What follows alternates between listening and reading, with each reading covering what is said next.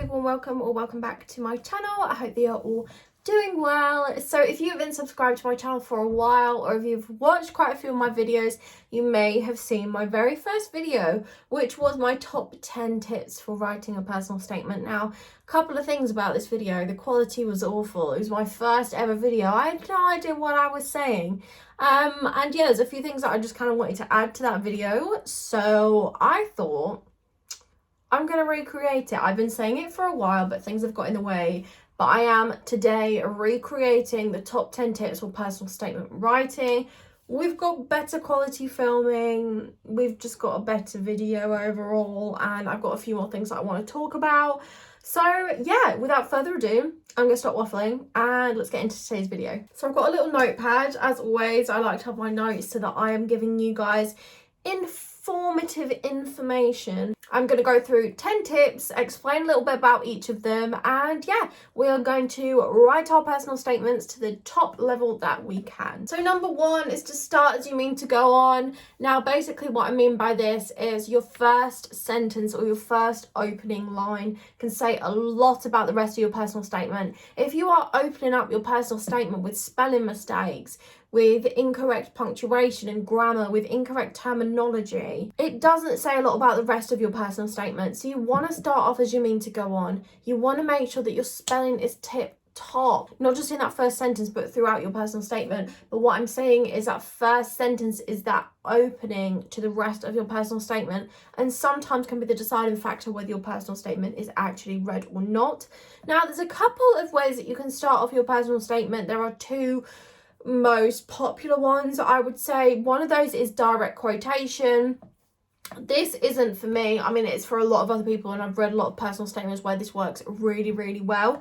But if you are looking to use a direct quotation, what I want to say is make sure that you know the piece of writing that you are referencing from.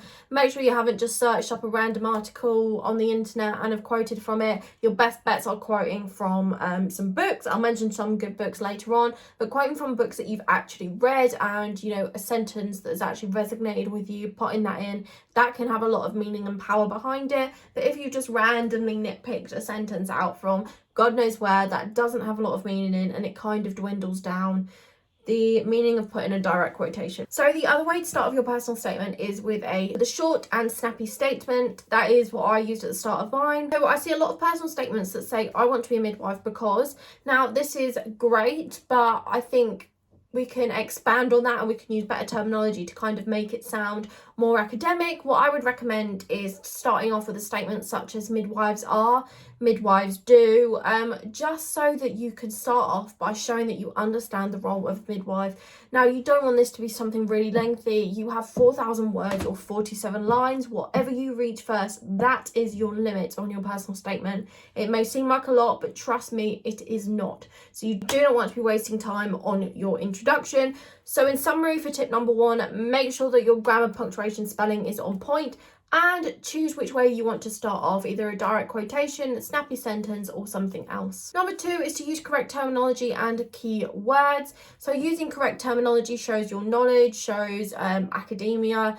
It is just a very professional way of writing. The thesaurus was my best friend whilst writing my personal statement. Words like and, I want, I mean, they are all right to use on the off chance, but you do not want to be using them over and over again because it just sounds like you don't have a high level of academic writing. And there are so many other words that you can pick. If you don't know the words, it is absolutely fine to use a thesaurus and to expand on your terminology and on your vocabulary by doing that. So many different words that you can use that are more academic. Now I've noted down a couple of keywords. You may have heard them referred to as buzzwords, but these are so good to get into your personal statement, and they are really close linking to midwifery. They are words that empower and embody midwifery. So they are, make sure you got pen and paper: women-centered care, advocate, informed choice, empowering, autonomous practitioner, consent, dignity, empathy, compassion, and continuity of care, Those are some really, really good words to pop into your personal statement to show and expand on your understanding of many, many, many midwifery topics. Tip number three is to have a clear structure. Now this goes with any piece of writing. You want to have a clear structure, otherwise it can throw off your whole piece and just make all of your hard work unworthwhile. So making sure that you have a structure and stick to it is so important, especially with your personal statement. One thing in terms of structure is stick to the same tense throughout your personal statement. There are a couple of different tenses that you can use throughout your personal statement. GCSE Bite Size is great at explaining writing tenses, so definitely go and check that out if you don't have a good understanding of tenses, because it does sometimes confuse me. But just remember that sticking to the same tense is really, really important. Otherwise things just get a little bit confusing and your message and your aim kind of gets off by the tense that you're using. So things that I really found helpful when planning my structure was doing things like spider diagrams, making sure that I kind of split it down into equal sections and that every section in there was in there for a reason, and it wasn't just chucked in there, it wasn't going to give any more meaning or power to my personal statement. Another thing in terms of structure, when you are making your points, make sure that you are structuring your sentences correctly. So something that I've always said throughout any kind of writing, be it GCSEs or, you know, university level, is if you're making a point and you have to think to yourself, so what? Or always think to yourself, so what? And if you don't have an answer to that, or if there isn't an answer written on the paper, then you need to expand it, because that means that you're making closed points. You haven't opened or looked into your points. So if you're just saying, I am a highly driven, motivated individual, I would then go, so what? You know, so I'll get onto it in a little bit, how everything can link to midwifery, but just make sure in every single sentence or every single point that you are fully expanding, because there's so much more information that you can get out just by expanding a single sentence. So in terms of an example of a structure, this was the structure that I formed for my personal statement. I thought it was quite a good structure to follow. So you start off with an introduction. I then went on to a paragraph about work experience and academic achievements, then went on to hobbies and transferable skills, then on to reading and topic of interests and current issues in midwifery, and then finally I concluded. So that is a little structure that I use when writing my personal statement. Have a little play around, see what kind of structures you like. It is completely individual to yourself, but whatever you do, just make sure that you have a structure and stick to the same tense. So tip number 4 is to read and reference. So like I said, in part of your personal statement, you are going to want to talk about a topic of interest or any specific reading that you have done.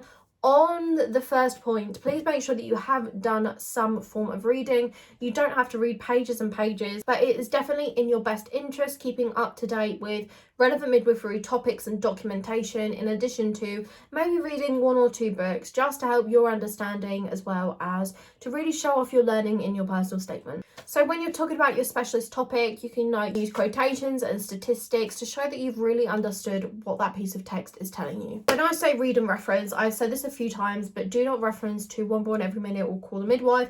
They are brilliant TV shows, and you know, some things may be accurate, but a lot of it is dramatized. It is not an accurate representation of midwifery. So please do not think that that is what midwifery is like, and do not reference against that in your personal statement. The topics that you could look up at the moment that are prevalent or have been prevalent for quite a while is the Saving Babies' Lives document, also smoking cessation, maternal diabetes, gestational diabetes, preeclampsia, and Birth Like a Feminist, which is a massive document that came out a couple of years ago, and that is definitely good just to have a skim over.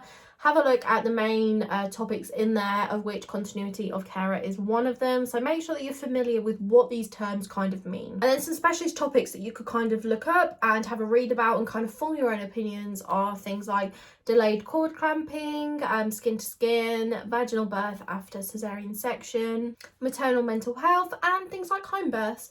Just find something that speaks to you, that interests you, that excites you, do a little bit of reading, and you'll just be able to write about it when you have a passion and an interest about it. Tip number 5, I touched on before, is to relate everything to midwifery. So literally anything can be related to midwifery. You may not think it, but it can. I've talked about this in previous videos with transferable skills. That is such an important part of your personal statement. Saying you have these skills is brilliant.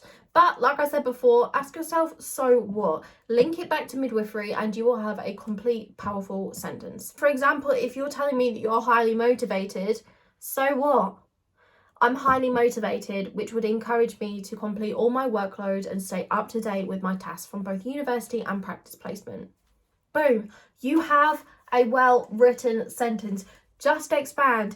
anything can be linked back to midwifery, honestly. So things that you can also relate to your transferable skills or relate to your hobbies, work experience, academic achievements are the 6 C's. Again, I've mentioned these in so many videos. These are pivotal to know for your personal statement and also for interview. I'm not saying list them in your personal statement. I'm saying be aware of what they are, so that if you have some work experience or a hobby, you know that, say you've worked in a care home, you can say that you worked underneath the 6 C's, which will help you to practice as a student and a registered midwife. You know, it is just universal. There are so many things that you can link back to the 6 C's.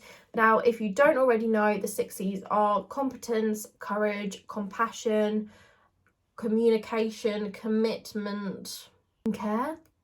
I don't think I've repeated myself. I could have done, but anyway, those are the 6 C's. Search them online. You'll find them everywhere. They will come up if you just do a simple search. So familiarise yourself with those. So what I found helpful when writing my personal statement is literally writing a list of all the skills that I thought I had, or asking family members and friends for skills that they think I have, writing them down, and then for each one, linking it back to midwifery and expanding on it, so that I could just pick the ones I wanted and work them into my personal statement. So tip number 6 is a very short and snappy one, and again, I talk about this all the time, but please do not waffle on about babies in your personal statement, in your interview. If you love babies, children, that is brilliant, but maybe look into paediatric nursing. As midwives, we don't get a lot of time with babies. It's mainly for the women, empowering the women, advocating for the women. The word midwife actually means with women. So, you know, babies aren't a massive part of our job role. So make sure that you kind of steer away from that in your personal statement, because you don't want to be focusing on a topic such as that, because that's not really what midwifery is all about. So tip number 7 is to write with confidence and really sell yourself.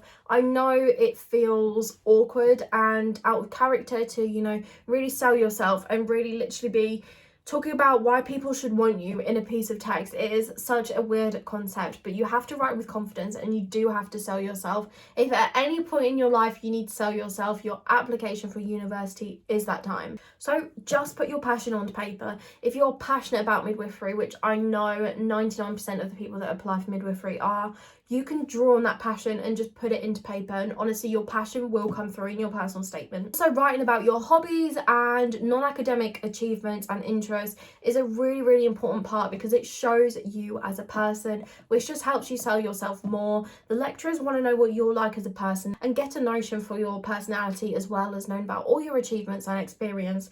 Knowing about you as a person is so important. So make sure that you're also taking time to talk about your hobbies, talk about you as a person, and just take it one step aside from all of the academic stuff. And like I said, everything can be linked back to midwifery, even your hobbies. So if you're into sports, you're motivated and determined to reach your goals. If you're into art, you have a fine attention to detail and you won't let things kind of go unmissed, or, you know, you'll be on the ball. You can link absolutely anything, and when you start to write out your transferable skills or your hobbies and anything like that, you will start to realise how easy it is to link everything back to midwifery or studying as a student midwife. And last thing on that tip is to use emotive language. So emotive language is things like I endeavour to, is my passion to, words that just really pack a punch of emotions. Now again, BBC Bitesize is a great resource for all things English. They have a section all on emotive language, so go and check that out if you're not confident with using it, but definitely incorporate that into your personal statement. Okay, tip number 8 is grammar and rewrite. So like I said, grammar throughout the whole personal statement is really important.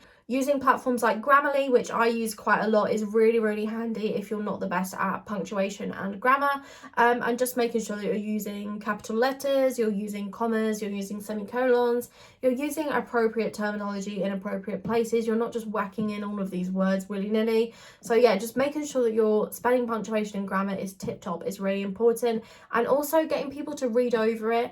Now, not everybody can do this, but if you can get somebody in the midwifery field to read over your personal statement, that would be so beneficial, because they could give you so many great pointers.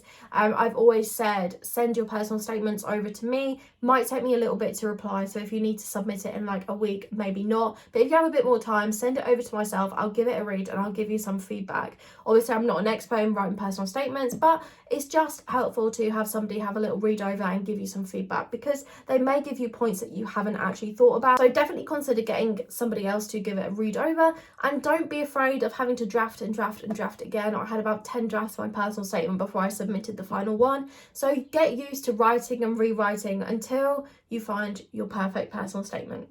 Tip number 9 is to know the role of the midwife. Now this is really important and will just concrete your knowledge, as this is a question that they do tend to ask at interview. So make sure that you know kind of the shift patterns, the roles and responsibilities, differences between community and hospital midwifery, you know, just things like that. Familiarise yourself with the role of the midwife. And like I said, if you're starting off your personal statement with midwives are, midwives do, then just putting a little bit in there about the role of the midwife can be so powerful. And last but definitely not least is to tell the truth. Now, there's not much to say about this one because it's pretty self-explanatory, but make sure that you're not over fabricating, lying about grades, anything like that in your personal statement or just your whole UCAS application, because it will get found out and your application will be disregarded. It is not worth it, so make sure that you are staying honest. Not only that, they genuinely pick up about things on your personal statement for your interview, and if you're lying about something, they will be able to tell it into you.